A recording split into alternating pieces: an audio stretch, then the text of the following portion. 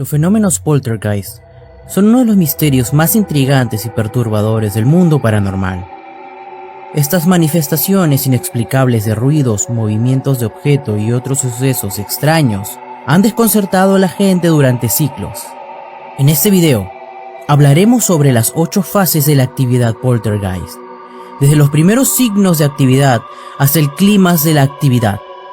Descubriremos cómo se desarrolla y manifiesta un poltergeist. Para algunos, la cuestión se resume a espíritus del bajo astral, para otros, de entidades demoníacas, o incluso de simples estallidos telequinéticos, producidos por una persona humana viva. En cualquier caso, podemos definir al fenómeno poltergeist como un tipo de actividad paranormal que produce perturbaciones físicas como ruidos fuertes, objetos que se mueven o desaparecen misteriosamente. De hecho, hay actividad poltergeist en la que las personas aseguran haber sido pellizcadas, mordidas e incluso golpeadas por fuerzas invisibles. A continuación, resumiremos los tipos más comunes de actividad poltergeist. Sin embargo, seamos claros, el hecho de que creas que estás experimentando uno o más de los fenómenos enumerados a continuación no significa que definitivamente haya actividad poltergeist en tu casa. Podría haber causas más mundanas y hasta banales para la actividad. Por ejemplo, podrían entrar olores desagradables de una fuente desde una ventana abierta. Las luces que se encienden y apagan solas pueden ser productos de un cableado defectuoso, etc. Siempre debe buscar explicaciones ambientales lógicas antes de llegar a la conclusión de que se trata de actividad poltergeist. De hecho, debemos partir de la pauta de que la verdadera actividad poltergeist, aunque sea un fenómeno bien documentado, es relativamente rara. Fase 1. Objetos que desaparecen. La actividad del poltergeist generalmente comienza con incidentes menores aislados. Analizada en retrospectiva, todo suele comenzar con algo tan simple como objetos de la casa que desaparecen misteriosamente y reaparecen de forma igualmente extraña. Por ejemplo, dejas tus llaves o tu móvil en el lugar de siempre, te das la vuelta y un minuto después ya no están ahí. Lo buscas por todas partes, interrogas a otros miembros de la familia, pero no lo puedes encontrar. Más tarde, a veces días después, el objeto reaparece misteriosamente, a veces en el lugar donde debería haber estado en primer lugar. Y lo que es más extraño, lo encuentras en un lugar ridículo, como en lo alto de una estantería, en el armario o en algún otro lugar donde nunca lo pondrías. Los artículos pueden estar calientes al tacto inmediatamente después.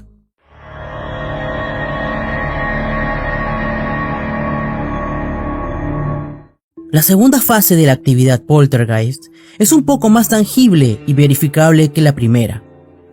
Por ejemplo, estás sentado viendo la televisión totalmente absorto cuando de repente un portarretratos cae al suelo. Sin ningún motivo aparente, o bien los accesorios de iluminación del techo comienzan a balancearse cuando no hay ninguna corriente de aire en el lugar.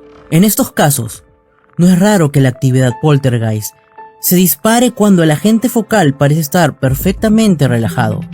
Sin embargo, lo más habitual es que se produzca durante una situación emocionalmente estresante, por ejemplo, después de una fuerte discusión. En este sentido, la actividad poltergeist parece reaccionar al estallido de emociones violentas del agente focal. El parapsicólogo Nandor Fodor sostuvo que la psicoquinesis podría explicar fácilmente la actividad poltergeist.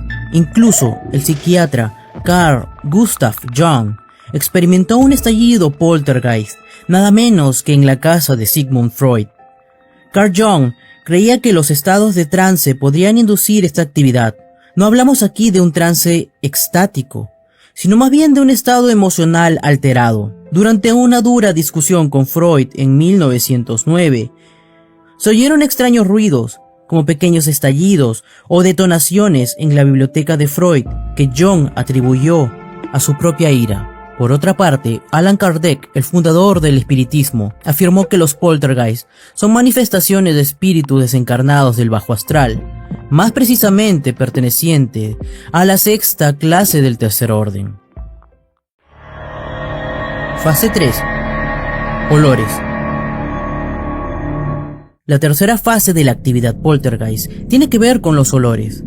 No necesariamente son olores desagradables, pero sí distintivos y sin origen aparente. De repente puede invadirte un intenso olor a tabaco, cuando nadie fuma en la casa, o un extraño aroma a flores que llena la habitación. Como hemos señalado anteriormente, todo tipo de olores puede ingresar a tu casa desde el exterior, incluso desde un automóvil que pasa por la calle, por lo que esto no significa necesariamente poltergeist.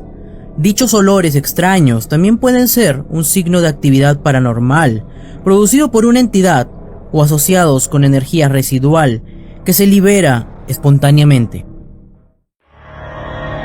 Fase 4. Interferencias eléctricas. La cuarta fase de la actividad poltergeist es un poco más espectacular que las anteriores. Cuando el agente focal humano está pasando por un momento difícil, las luces empiezan a parpadear, los aparatos eléctricos de la casa funcionan mal, la televisión se enciende o se apaga sola, las bombillas se queman a pesar de ser nuevas, en fin, creo que la idea se entiende. Es probable que el agente focal no asocie que son sus emociones las que están alimentando la actividad poltergeist. Fase 5.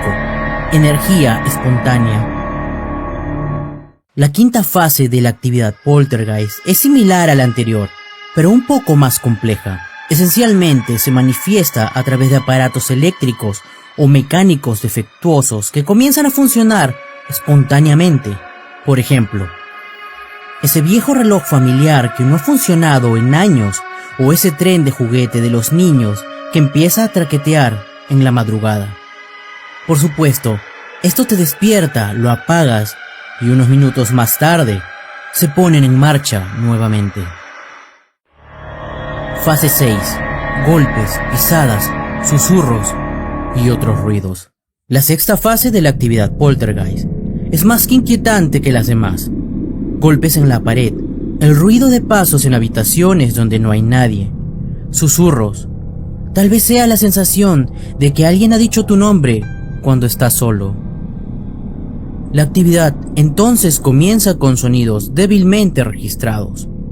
Por lo general se trata de algún ruido de rascado, y que a partir de allí van escalando en variedad e intensidad hasta volverse muy difíciles de ignorar.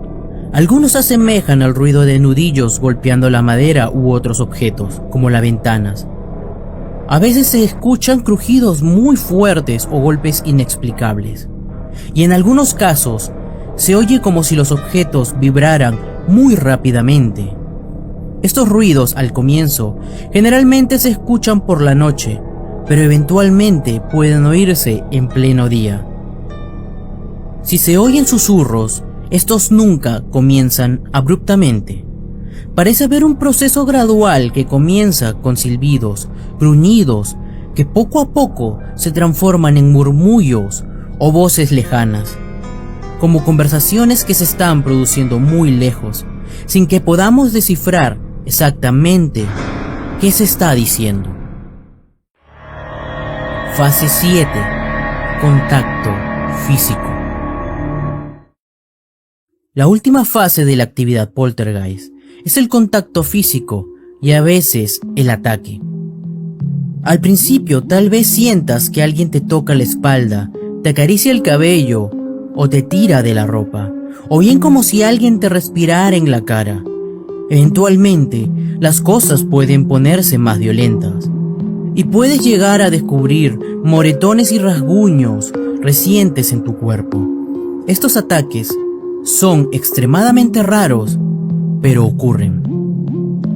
Algunas personas afirman haber sido lastimadas físicamente por la entidad poltergeist.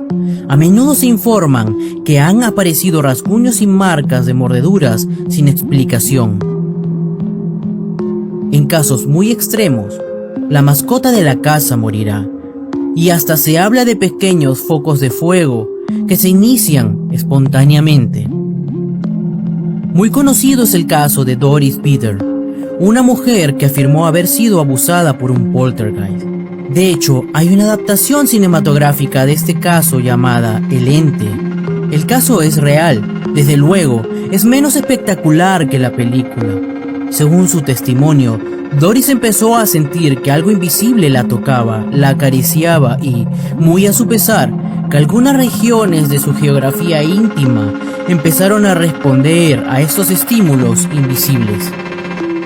La actividad poltergeist aumentará repentinamente a un punto que nunca antes había alcanzado. Esto puede durar varias horas o días. En este punto, la situación se torna insoportable para las personas que viven en la casa.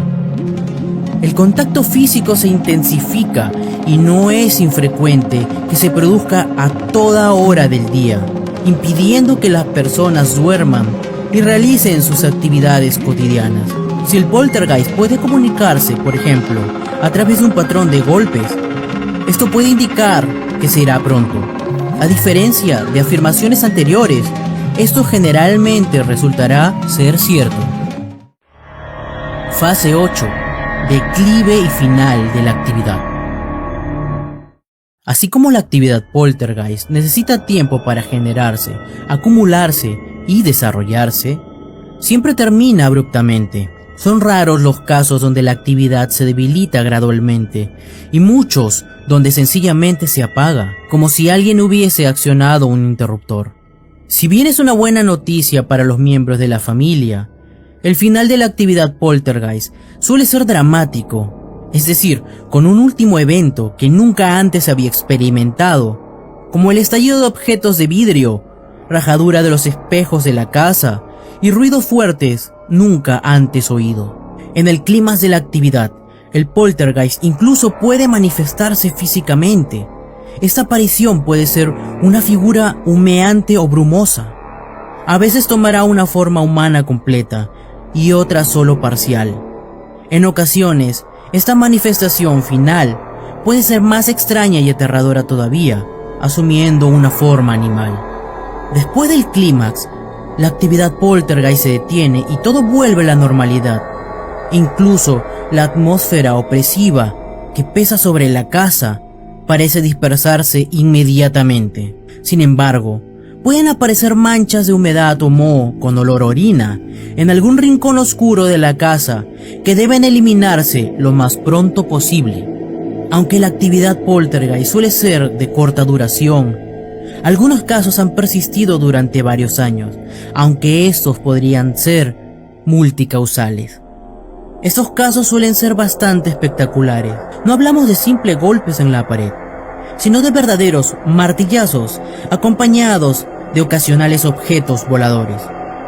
Un ejemplo clásico es el poltergeist de Enfield, uno de los casos más famosos del Reino Unido, que involucró a la familia Hodgson en el área de Enfield, al norte de Londres, en 1977 y 1979.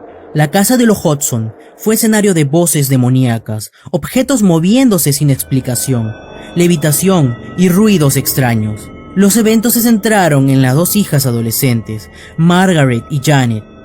Varios testigos confiables, entre ellos un agente de policía y un fotógrafo de la prensa, observaron los fenómenos.